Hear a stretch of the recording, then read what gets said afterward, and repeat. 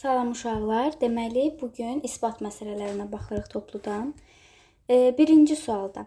Baxın bizə nə deyir? Deyir ki, x plus n vuruğu x kvadrat üstəgəl bx plus c-nin. Baxın, həm bu çoxhədlinin, həm də x kvadrat üstəgəl dx üstəgəl y çoxhədlisinin vuruğudur. Bax, vuruğudur. Deməli, bu çoxhədlilərin daxilində x plus n vuruğu var. Onda İstənilən vuruq sıfırdırsa, deməli çoxhədlinin özünü də mən sıfır deyə bilərəm. Bax uşaqlar, isbatda niyə sizə bal vermirlər? Məsəl üçün sualdır. Siz götürüb bunun üstündə nəsə işləyirsiniz. Onun üstündə işləmək olmaz. Sizə deyir ki, bunu göstər. Sənə verilənlər bu ifadələrdir. Sən bunu göstərməlisən. Götürüb n bərabərdir. Yəni bu ifadəyə qaçmamalısan. Başa düşdünüz? Çalışın ki, bunu imtahanda fikir verəsiniz. Yaxşı. Onda biz vuruğumuza gəlin 0 deyək. Əgər vuruğumuza 0 desək, onda buradan alarıq ki, x-imiz nəyə bərabərdir? Mənfi n-ə, yaxud da n-imiz mənfi x-a fərqi yoxdur. Hansını istəsəz yaza bilərsiniz. Və ifadəmizi onda əgər biz vuruğumuza 0 deyiriksə, onda ifadəmizi də o şəkildə yazarıq. X kvadrat üstəgəl bx üstəgəl c bərabərdir 0 olar. Düzdür? Əgər x-in yerinə mənfi n qoyaramsa, yəni bu şərt daxilində 0 olar uşaqlar. Gəlin onda birbaşa ifadəmizi qoyub yazaq. Yazsaq onda olacaq n kvadratı çıxılsın b, düzdür? bn üstəgəlinsin c bərabərdir 0. Ondan sonra digər çoxhədlimizdə də həmçinin x-in yerinə n-i qoysaq, baxın, x kvadrat dx plus y-də. Yenə də olacaq n kvadratı çıxılsın dn, düzdürmü? Və üstəgəlinsin y bərabərdir 0. İndi biz bunları alt-alta çıxsaq əgər nə alarıq? Baxın, alt-alta bu ifadələri çıxanda n kvadratlar gedəcək. Mənfi bn-dən dn-i çıxıram. Baxın, mənfi bn çıxılsın mənfi dn və üstəgəlinsin c çıx y bərabərdir 0. Düzdür? Onda mən burada mötərizəmizi açsaq, mənfi bn üstəgəlinsin dn üstəgəlinsin c çıx y bərabər 0-a. N-i ortaq vuruq çıxarsaq, gəlin bu ifadəni də belə yazaq da, dn çıxılsın bn. Aha, n-imizi ortaq vuruq çıxartsaq, alacağıq nə? D çıxılsın b, üstəgəlinsin c çıx y bərabərdir 0-a. C çıx y-ni digər tərəfə keçirtsək, nə olacaq? Y çıxılsın c olacaq, düzdür? Yəni tərsinə çevriləcək. Və db-yə də bölsək, n-i tapmaq üçün, məqsəd n-i tapmaqdır. N bərabərdir, y çıxılsın c bölünsün, d çıxılsın b. Baxın, ifadəmizi aldıq. Teorem isbat olundu. Teorem, biz universitetdə elə deyirik. Siz teorem nəzərdə tutmayın. İsbat elədik də ifadəmizi. Və uşaqlar, isbatı yazanda yaxşı olar ki, elmi cümlələrdən istifadə edəsiniz. Yəni, nəyi niyə yazdınız, nəyi nəyə böldünüz. Yəni, o şərti verin. Şərti yazın ki, əgər x plus n bu çoxhədlinin vuruğudursa, o zaman 0-a bərabər olsa, x bərabər mənfi n qiymətində vəziyyət belə olar. Bax, belə işarələr qoyun, bildirin ki, nə yazırsınız. Birbaşa yazıb getməyin. Bilinsin, yoxlayan marker müəllim də bilsin ki, siz orada nə yazmışsınız. Belə deyil, nə başa salmaq istəyirsiniz bizə burada.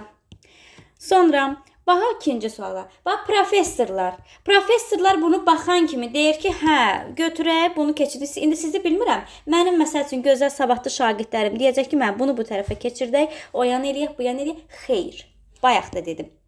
Sizə nə deyir? Sizə deyir, çox kreativ izah edirəm. Sizə deyir ki, bu ifadəni isbat elə. İsbat elə ki, bu budur. Əgər bu ifadə 1-ə bərabər olarsa, bunu isbat elə.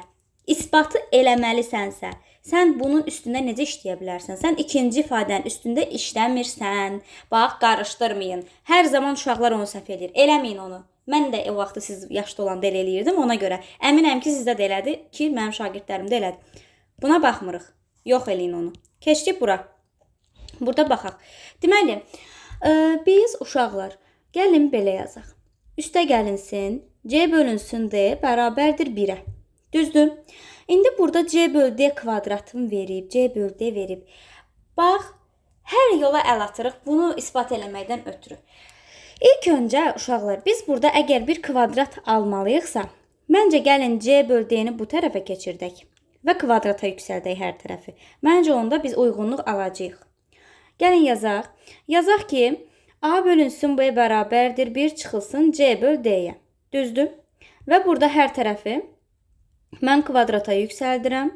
O zaman A kvadrat bölünsün B kvadrat bərabərdir 1 çıxılsın. Birbaşa yazaq da 2 C bölünsün D üstə gəlinsin C kvadratı bölünsün D kvadrat. Hə, məsələ aydın. İndi biz burada 1 görürük. Gəlin o 1-i də neyniyək? Yəni məntiqimizi də işə salın da. Yəni burada görürsüz A böl B var, C böl D var. 1 mi var orada? Yoxdur ki. Deməli bu 1-i də yox eləmək lazımdır. Bizim bir cavabımız A böl B üstə gəl C böl D-dir. Düzdür? Gətirək gəlin yerində yazaq. Yerində yazsaq nə olacaq onda? 1-in yerində yazacağam. A kvadrat böl B kvadratın mən olduğu kimi saxlayıram. Yazıram. A bölünsün B üstə gəlinsin C bölünsün D. Düzdür? Çıxılsın 2C böl D üstə gəl C kvadratı böl D kvadratı. Bax, bu ifadəni aldıq. İndi burada baxın, bu 2-ni belə yazaq da. Elə bir ki, müsbət 1-dən mənfi 2-ni çıxacağıq da. Yəni bu iki ifadə eyni daxı. Bunları çıxanda onda nə olacaq? A kvadrat böl B kvadrat bərabərdir. A bölünsün B çıxılsın C böl D üstə gəlinsin C kvadratı böl D kvadratı. Elə demək olar ki, cavabımızı aldıq. C böl D-ni də gəlin keçirdək bu tərəfə. Vəziyyət isbat olundu. İfadəni isbat etdik.